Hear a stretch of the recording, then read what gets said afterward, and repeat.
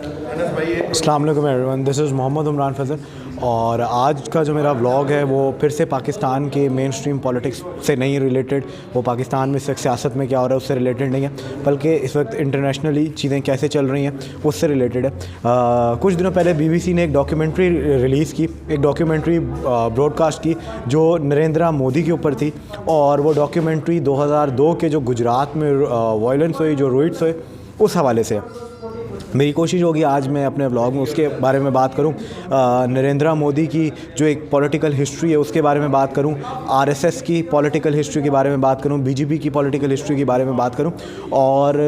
ये जो कुछ इस डॉक्यूमेंट्री में दिखाया गया है, जो कुछ इस डॉक्यूमेंट्री में बताया गया, उस हवाले से बात करूं। और उसके बाद जो एक पाकिस्तान में पिछले 3-4 साल में एक ओपिनियन, एक नैरेटिव शेप अप करने की कोशिश की गई है कि जी इमरान अहमद ख़ान न्याज़ी की वजह से 5 अगस्त 2019 को आर्टिकल 370 और 35A को वायलेट किया गया इंडिया में, और कश्मीर का जो कुछ हुआ वो इमरान खान साहब की वजह से हुआ। ये कितना एक झूठा, और मैं ऐसे अल्फाज अपने व्लॉग्स में नहीं इस्तेमाल करता, लेकिन आज मैं कह रहा हूँ कि कैसा 2 नंबर किस्म का जो ये नैरेटिव है। अब कहानी जो है वो शुरू होती है 1925 के अंदर। 1925 के अंदर 2 पॉलिटिकल पार्टीज़ बनती हैं दुनिया के 2 मुख्तलिफ हिस्सों में। एक बनती है जर्मनी में जिसको हम नाज़ी पार्टी बोलते हैं, जिसको एडोल्फ हिटलर ने बनाया था। दूसरी एक पार्टी बनती है इंडिया के अंदर जिसको राष्ट्रिक सांस्कृतिक संघ बोला जाता है, RSS बोला जाता है। और इन दोनों पॉलिटिकल पार्टीज़ की जो आइडियोलॉजीज़ थी वो बिल्कुल एक जैसी आइडियोलॉजीज़ थी। एक कहती थी कि हम वर्ल्ड वॉर 1 जो हारे हैं उसका अब हमने बदला लेना है, और क्या कहते हैं, जो एक सिर्फ नेशन यहाँ पे है उसको इस इलाके में रहने की इजाज़त होनी चाहिए, बाकी सबको हम यहाँ से निकाल देंगे। और फिर हमने देखा उन्होंने बाद में किया भी ऐसे, किस तरीके से जो जूइश कम्युनिटी थी उसको मारा गया एडोल्फ हिटलर के ज़माने में। और तो अब ये एडोल्फ हिटलर की जो मकबूलियत थी वो दर हकीकत इसी पॉलिटिकल पार्टी की वजह से आई, और इसी ओपिनियन की वजह से आई कि हमने वर्ल्ड वॉर 1 का बदला लेना, क्योंकि वर्ल्ड वॉर 1 जर्मनी हार चुका था, जर्मनी की फ़ौज को तोड़ा जा चुका था। अब जर्मनी की फ़ौज जो थी वो सिर्फ 10,000 के करीब रह चुकी थी। तो ये एक आइडियोलॉजी वहाँ पे बनप रही थी। दूसरी तरफ RSS की आइडियोलॉजी आती है, और RSS कहती है कि जो ये पूरा का पूरा ख़ित्ता है जिसके अंदर हिंदुस्तान आता है, जिसके अंदर पाकिस्तान आता है, जिसके अंदर बांग्लादेश आता है, इस पूरे के पूरे ख़ित्ते के अंदर सिर्फ एक कम्युनिटी को रहने का हक़ होना चाहिए, क्योंकि वो एक राइट विंग पार्टी थी। वो कहती थी कि यहाँ पे सिर्फ हिंदुओं को रहने का हक़ होना चाहिए, उनके असूलों को, उनके रूल्स और उनके रेगुलेशंस को फॉलो करना चाहिए, और उनके जो मज़हब है उसके जो असूल है उनको फॉलो करना चाहिए, और बाकी जो कोई भी इस ख़ित्ते में रहता है उसको यहाँ से निकाल देना चाहिए, या उनको अपने रूल्स को, अपने मज़हब को सेलिब्रेट करने की इजाज़त नहीं होनी चाहिए। ये RSS की पार्टी थी। दूसरी तरफ मैं आपको बता चुका हूँ कि एडोल्फ हिटलर की जो पॉलिटिकल पार्टी थी उसकी क्या आइडियोलॉजी थी। अब ये दोनों के दोनों जो थे एक ही तरह की आइडियोलॉजी पे मबनी थे। इनकी जो प्रैक्टिसेस थी वो भी एक जैसी थी। ये एक जैसे कपड़े पहनते थे, ये स्टूडेंट्स को इकट्ठा करते थे, और जो यूनिफॉर्म होती थी वो भी एक जैसी होती थी। ये वाइट शर्ट्स पहनते थे, नीचे ये एक स्मॉल शॉर्ट टाइप की कोई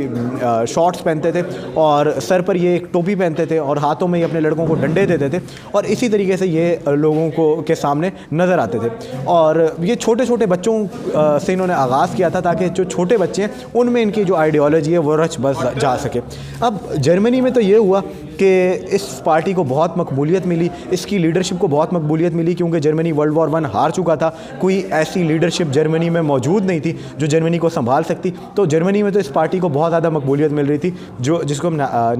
नाज़ी पार्टी बोलते हैं। लेकिन जो इंडिया था वहाँ पर क्या कहते हैं, गांधी की शक्ल में, जवाहरलाल नेहरू की शक्ल में ऐसी लीडरशिप मौजूद थी कि जो RSS थी इसको कोई जगह नहीं मिल रही थी, इससे लोग कनेक्ट नहीं कर पा रहे थे, और ये पॉपुलर नहीं हो रही थी।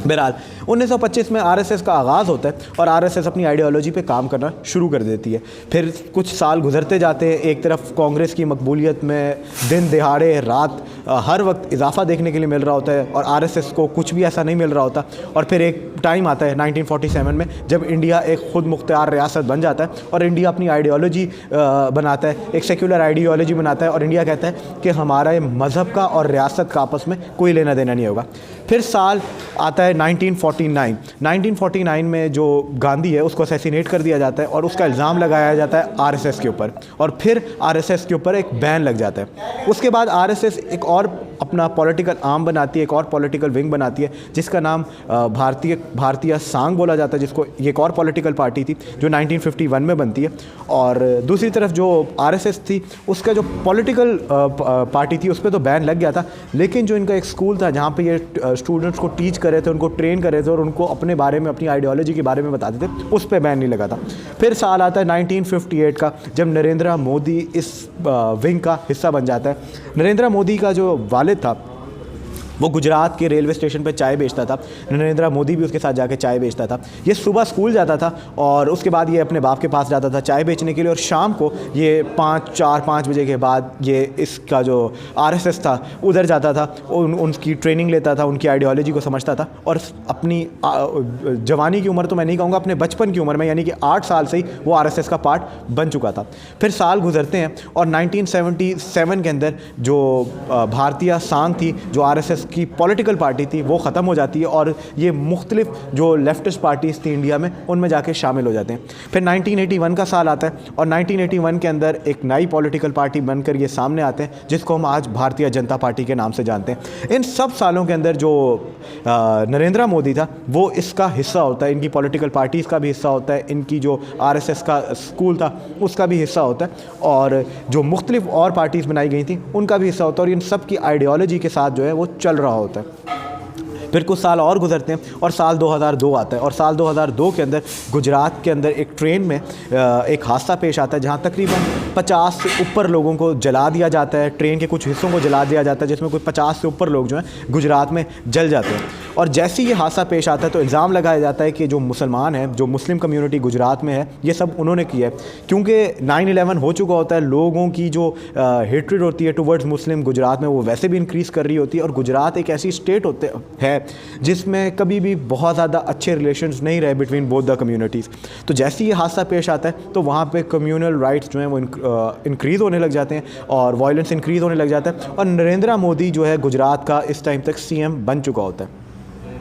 अब ये जो डॉक्यूमेंट्री बीबीसी पे पेश की गई है, इस डॉक्यूमेंट्री में भी यही बताया गया कि किस तरीके से नरेंद्र मोदी पुलिस को काम नहीं करने देता, किस तरीके से नरेंद्र मोदी स्टेट मिनिस्टर्स को रोकता है जब भी वो इस वायलेंस को ख़त्म करने की कोशिश करते हैं या इस वायलेंस को रोकने की कोशिश करते हैं, और किस तरीके से नरेंद्र मोदी अपने जितने भी उस वक्त के लौंडे लपाटे थे और इस किस्म के लोग जो आरएसएस का हिस्सा थे उनको असला फराहम करता है, उनको डंडे फराहम करता है कि वो जाके मुसलमानों को वहाँ पर मार सकें। और इन सब के अंदर 3 दिन के अंदर 1000 से ऊपर मुसलमानों को वहाँ पे इंडिया में मार दिया जाता है।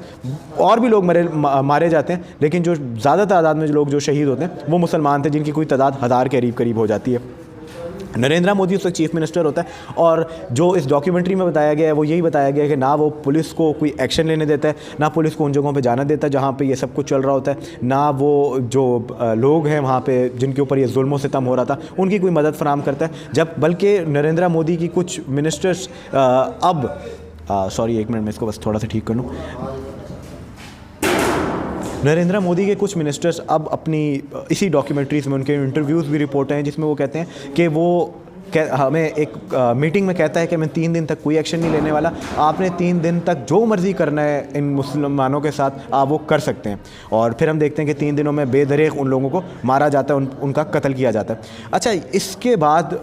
नरेंद्र मोदी पे अमेरिका के अंदर ट्रैवल करने पर भी बैन लग जाता है, इंग्लैंड में भी उस पर बैन लग जाता है, उस पर मुख्तलिफ केसेस भी चलते हैं, लेकिन वो आहिस्ता आहिस्ता करके एक एक करके सारे केसेस में निकल जाता है। और 2019 में उस पर जो आखिरी केस था वो भी ख़त्म हो जाता है, और उसे कहा जाता है कि जो कुछ गुजरात में हुआ उसमें सीएम का कोई लेना देना नहीं था। लेकिन अगर आप ये डॉक्यूमेंट्री देखेंगे, और मैं उम्मीद करता हूँ कि आप लोग ये डॉक्यूमेंट्री देखें, तो आप लोगों को पता चल जाएगा कि किस तरीके से इस सब में नरेंद्र मोदी इन्वॉल्व था। और अब जो इंडिया क्लेम करता है कि हम एक ऐसी स्टेट है जो एक सेक्युलर स्टेट है जहाँ पे आज़ादी सहाफ़त है, ये